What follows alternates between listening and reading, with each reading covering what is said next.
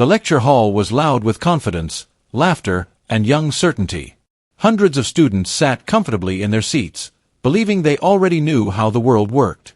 Among them was one student who believed intelligence meant questioning everything, and respect meant nothing. On stage stood Jonathan Roumie. He wasn't there as an actor. He wasn't there as a celebrity. He was there as a speaker invited to talk about purpose, belief, and values in a modern world that often mocks all three. He spoke calmly. No preaching. No forcing opinions. Just quiet conviction. Then it happened. A student stood up, smirking, enjoying the attention before even speaking. His voice cut through the room. "So you actually believe in all that," he said. "Faith, God, miracles. Aren't those just fairy tales?" The room erupted in laughter. Phones came out. Whispers spread. Some students nodded, others waited for an argument, a debate, a breakdown, maybe even embarrassment. But Jonathan Roumie didn't flinch. He didn't defend himself. He didn't raise his voice. He didn't insult the student back. He simply looked at him, not with anger, but with calm disappointment. In that moment, something shifted. Because what the student didn't know, what no one in that room knew, was that this wasn't just a guest speaker being challenged. This was the same man whose private foundation had quietly supported education for years. The same man who had just weeks earlier signed paperwork for a $100 million donation to Stanford University. A donation meant to fund scholarships, to support research, to open doors for students just like the one now mocking him. The student laughed again, unaware that every word was digging a deeper hole. Jonathan paused, letting the silence stretch. And then, with a calm voice that carried more weight than shouting ever could, he said something that froze the room. Not an argument. Not a threat. Just one sentence. A sentence that would cost Stanford $100 million. And the student who called his faith fairy tales was about to learn a lesson far bigger than anything written in a textbook. The invitation had gone out weeks earlier. Stanford University had announced a special guest speaker, Jonathan Roumie, someone they described as a voice of reflection in a noisy world. To the administration, it was an opportunity to inspire students with a message about purpose, character, and responsibility beyond grades and careers. To most students, it was just another lecture. By the time the doors of the auditorium opened that afternoon, the room was already buzzing. Groups of students debated internships, startups, politics, and the future they believed they were entitled to.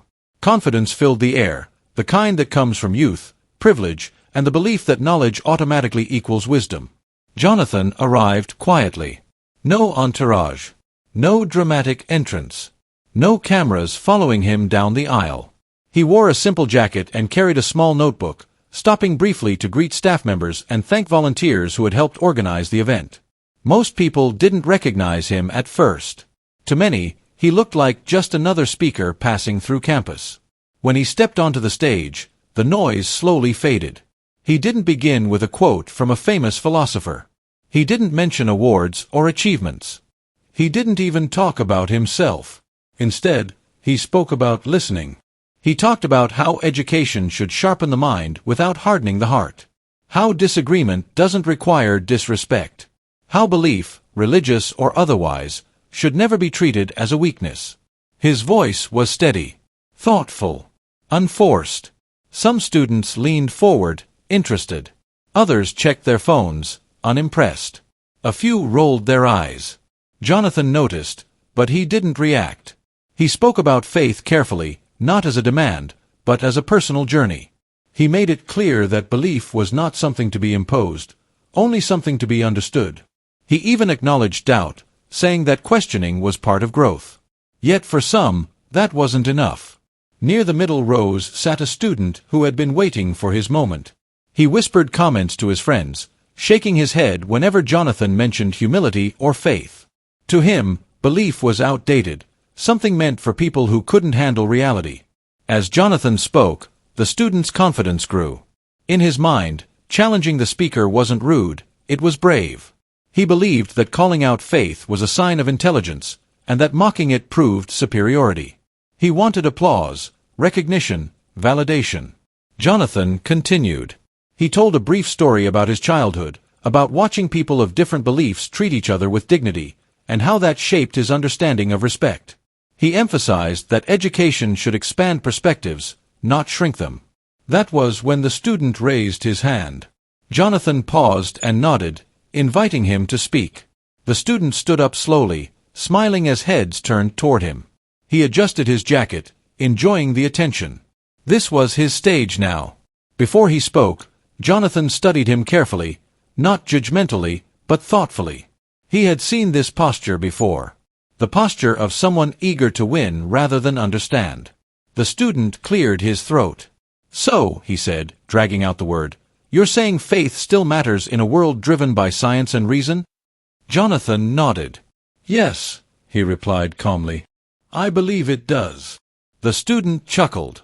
"And you really expect educated people to take that seriously?" he continued. "I mean, miracles, God, all of it. Isn't it just fairy tales people tell themselves?" A wave of laughter rippled through the room. Jonathan didn't interrupt. He didn't shut the student down. He let him finish. The laughter grew louder, feeding the student's confidence. Phones were raised. Whispers spread. The moment felt charged, electric, like the beginning of a public takedown. But Jonathan remained still. He waited for the noise to fade. And in that silence, something important was happening, something no one else could see yet. Because behind the scenes, long before this lecture was scheduled, Jonathan had already made a decision about Stanford. A decision built on his belief that education should nurture both intelligence and character. That belief had led to a commitment. A massive one. A $100 million donation, quietly approved, ready to be announced, meant to fund scholarships for students from all backgrounds, support research programs, and expand access to education. Jonathan had come that day prepared to celebrate that partnership. But as he stood on that stage, listening to laughter echo at the expense of belief, he began to wonder whether Stanford still reflected the values he believed education should stand for. The setup was complete, and the consequences were about to unfold. The laughter didn't fade immediately. It lingered in the air, sharp and careless, echoing off the walls of the lecture hall. The student remained standing, arms slightly crossed, enjoying the moment. This was what he had wanted: attention, approval, a sense of victory. Jonathan Roumie waited. He let the room settle on its own terms. When the laughter finally softened into murmurs, he looked at the student again. His expression wasn't offended. It wasn't angry. It was patient. "You asked an honest question," Jonathan said calmly. "So I'll give you an honest answer."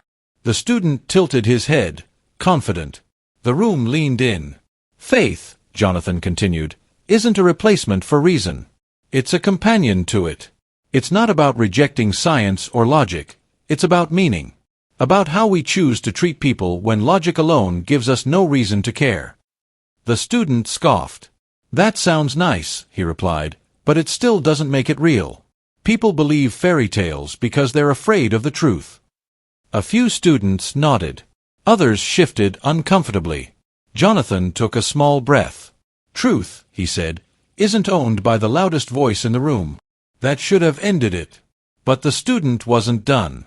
"So what you're saying," he pressed on, "is that faith deserves the same respect as facts? That beliefs without evidence should be protected just because they're personal?" Jonathan studied him carefully. "No," he answered. "I'm saying people deserve respect, even when you disagree with what they believe." The student laughed again, louder this time. "Well, I think respect should be earned," he said. "And believing in fairy tales doesn't earn much." This time, the laughter was weaker. Something had changed. Jonathan didn't respond immediately. Instead, he closed his notebook and set it gently on the podium. The sound was soft, but in the sudden quiet, it felt deliberate, final. He stepped forward slightly. "Let me ask you something," Jonathan said. "Do you believe intelligence gives you permission to humiliate others?" The student hesitated. "That's not what I—" "Because that's what you're doing," Jonathan said, still calm. "Not questioning ideas. Mocking people." The room was silent now. No laughter. No whispers. The student shifted his weight, suddenly aware that the energy had turned. But pride pushed him forward. "I'm just being honest," he said. If someone's beliefs can't survive criticism, maybe they don't belong in a university. Jonathan nodded slowly. Criticism is necessary, he agreed. But cruelty is optional. He let that sit. You came here to learn, Jonathan continued, his voice steady. Not just about careers or theories, but about how to exist in a world full of people who are different from you. The student opened his mouth to respond, but nothing came out. Jonathan turned his gaze to the rest of the room. This isn't about religion, he said. It's about character. About whether education teaches us to build bridges or burn them. A few heads lowered. A few faces flushed. Jonathan paused, then added quietly, and institutions matter. They shape what behavior is tolerated and what is corrected. He looked back at the student one last time. I don't expect you to agree with me, he said. But I do expect a university to protect dialogue from turning into ridicule. That was the moment.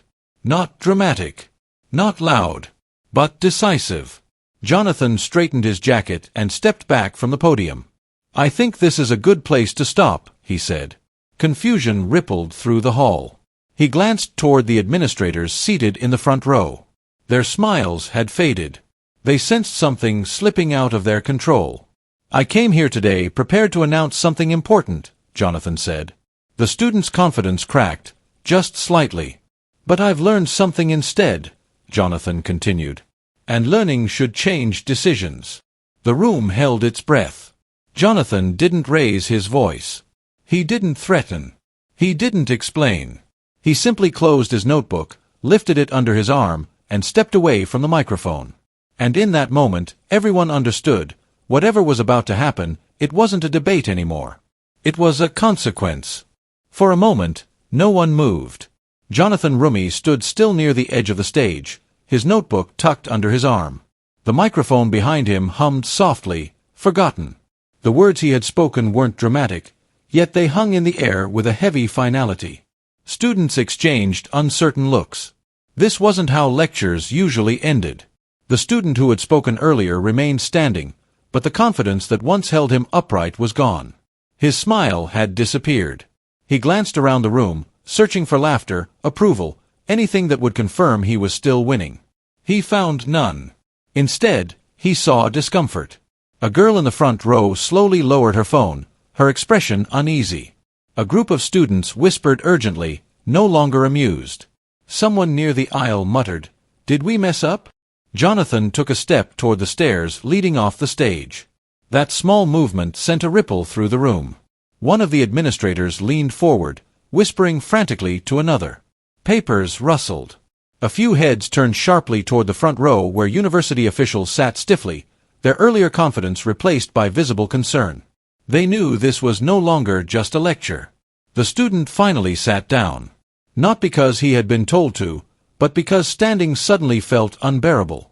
Jonathan paused halfway down the steps. He looked back at the audience, his gaze sweeping the room one last time. There was no anger in his face. Only disappointment, not personal, but institutional.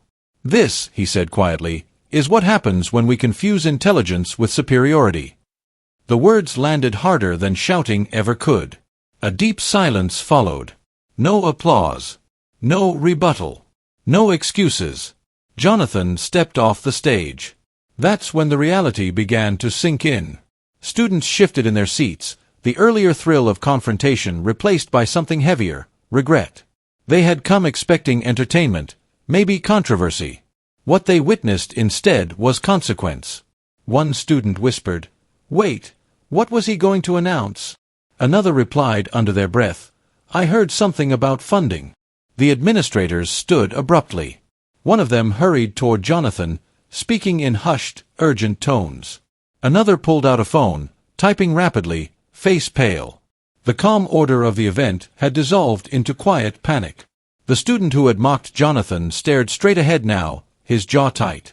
The attention he had wanted had transformed into something far worse, silent judgment. He replayed the moment in his head. The laughter. The words. The way Jonathan had looked at him, not angry but resolved. For the first time, doubt crept in. Jonathan reached the exit doors at the side of the hall. Before opening them, he stopped. He turned slightly, not to address the student, but the room. Universities, he said calmly, are meant to be places where ideas are challenged, not people. That was all. He pushed the door open and stepped out. The doors closed behind him with a soft, final click. And just like that, the event was over. But the aftermath was only beginning. The silence broke slowly. Whispers grew louder. Conversations overlapped. Students pulled out their phones again, this time not to mock, but to search. Jonathan Roumie Stanford donation? Jonathan Roumie Foundation? Did he just cancel something? Faces changed as screens loaded. Eyes widened.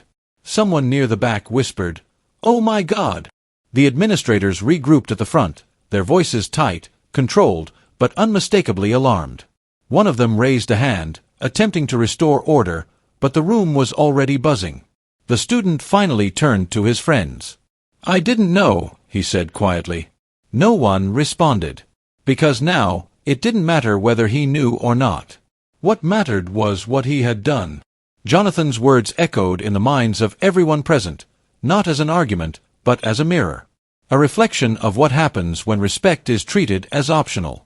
Outside the hall, Jonathan walked calmly across campus, the late afternoon sun casting long shadows across the path. Students passed by him without realizing who he was or what had just unfolded. He breathed deeply. He hadn't come to punish anyone. He had come to invest in an institution he believed in. And now he was walking away, not in anger, but in clarity.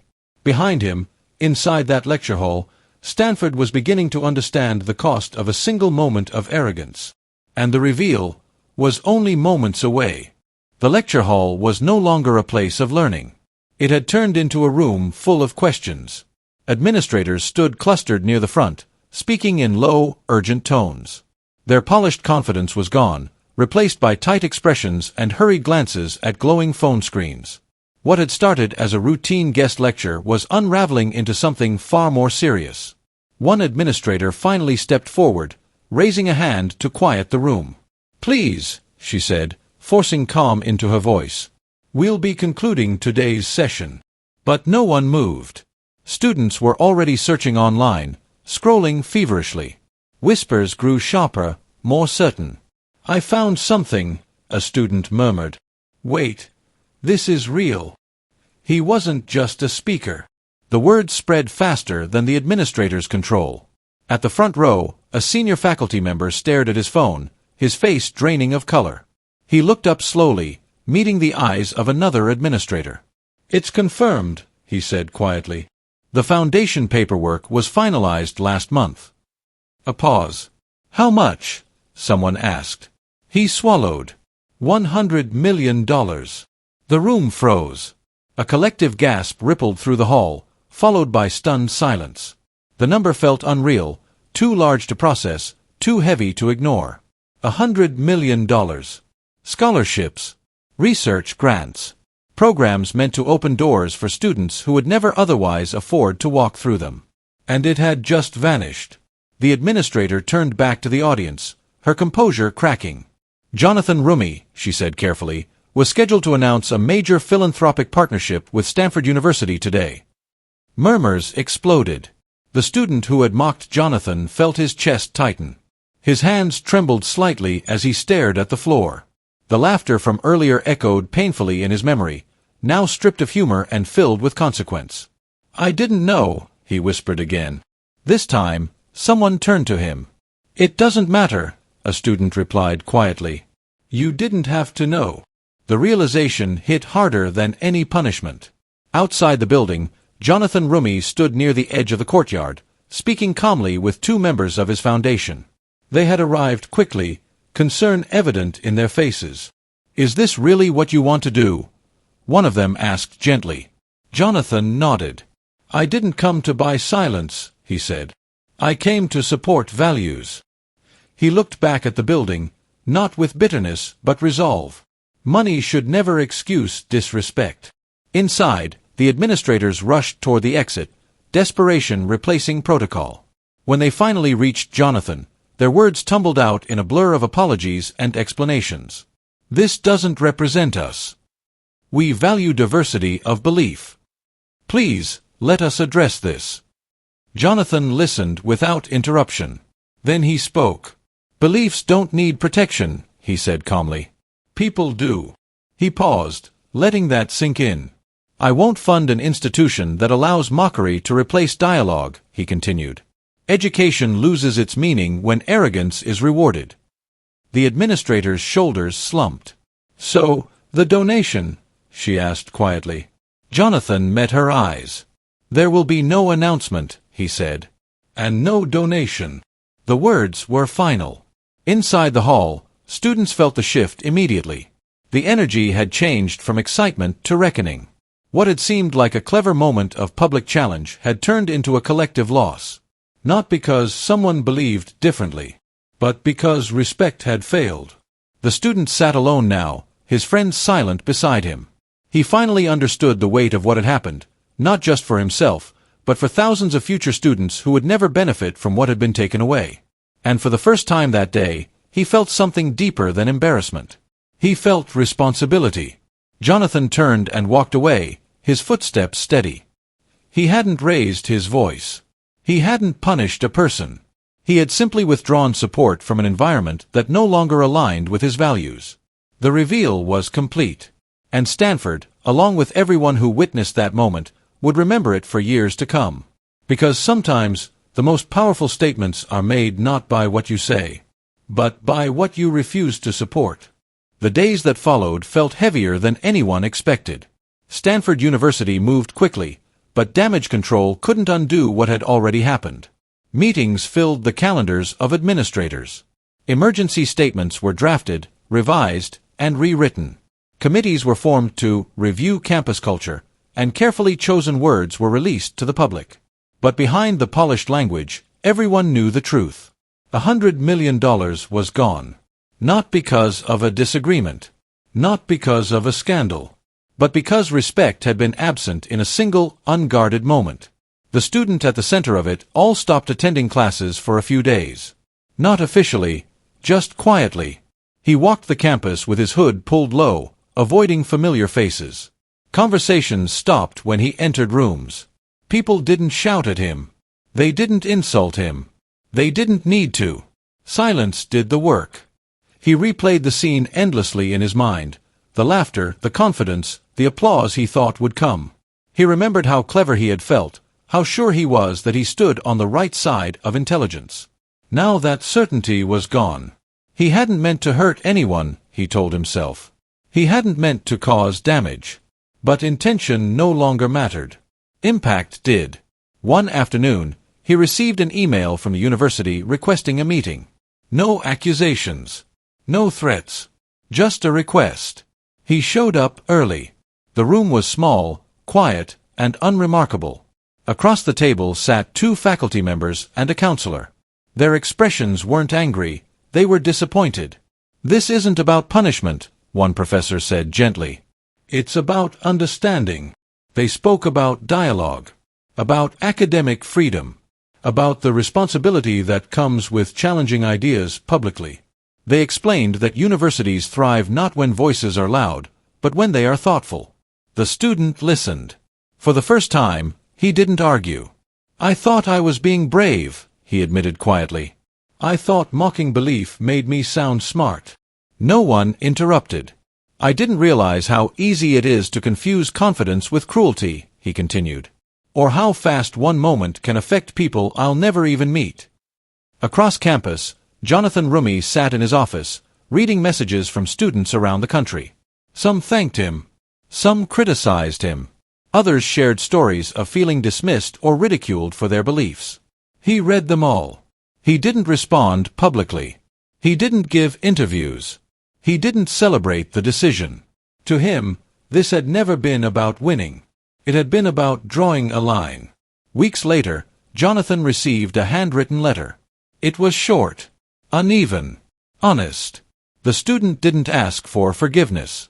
He didn't argue his point. He didn't defend his words. He apologized. Not for challenging ideas, but for mocking people. Not for disagreement, but for disrespect. Jonathan folded the letter carefully and placed it in his desk drawer. He didn't announce it. He didn't share it online. Some things weren't meant for applause. Back at Stanford, small changes began to take shape. New guidelines for guest lectures, workshops on civil discourse, faculty discussions about how to protect debate without allowing humiliation. They couldn't undo the loss, but they could learn from it. The student returned to class slowly. He spoke less. He listened more. When discussions grew heated, he noticed things he had never noticed before: tone, posture, intention. He began to understand that intelligence isn't measured by how sharply you cut others down, but by how carefully you build understanding. Jonathan Roumie moved forward as well. He redirected his donation to institutions that actively promoted respectful dialogue across belief systems. He continued speaking, not louder, but clearer. And though Stanford never received that money, it received something else instead. A lesson. One that would be repeated quietly, long after headlines faded. That freedom of thought does not excuse freedom from responsibility. That belief, whether shared or not, deserves dignity. And that sometimes, the most meaningful resolutions aren't dramatic endings, but changed minds, quieter voices, and a deeper understanding of what respect truly costs. Time moved on, as it always does. New lectures filled the halls. New debates sparked across campus. Headlines faded, replaced by the next controversy, the next argument, the next viral moment. To the outside world, what happened that day slowly became just another story. But for those who were there, it never truly disappeared. Because the lesson wasn't loud. It wasn't dramatic. And it didn't come with applause. It came quietly, in the space between words, in the weight of silence, and in the cost of a moment that could never be taken back. What happened wasn't about faith versus science. It wasn't about religion winning or losing. And it wasn't about money, despite the number attached to it. It was about respect. The kind of respect that doesn't require agreement. The kind that doesn't disappear when we feel smarter, louder, or more confident than the person in front of us.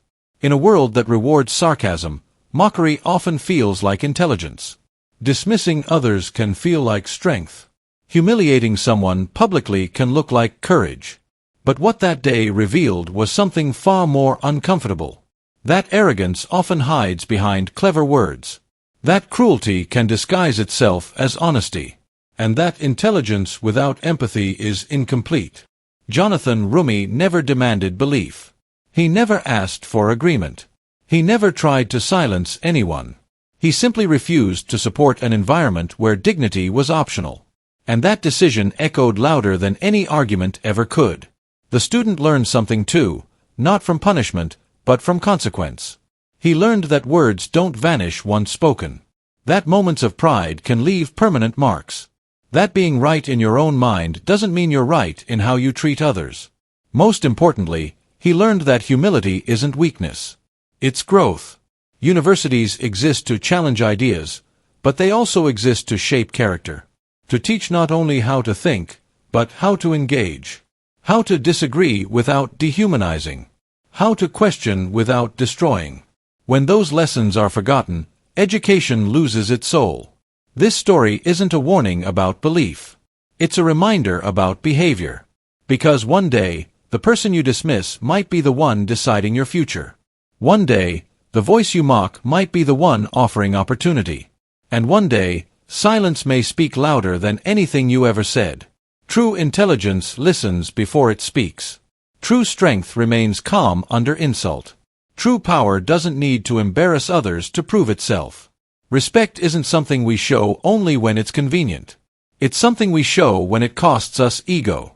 And humility, real humility, is the quiet confidence to let others exist without needing to tear them down. So before you laugh, before you mock, before you turn belief into a joke or a person into a target, ask yourself one question. Am I building understanding, or just feeding my pride? Because the world doesn't change through clever insults. It changes through character. If this story made you pause, type respect in the comments. If you believe humility is real strength, share this with someone who needs the reminder. And tell us where you're watching from, because every voice matters, especially the respectful ones.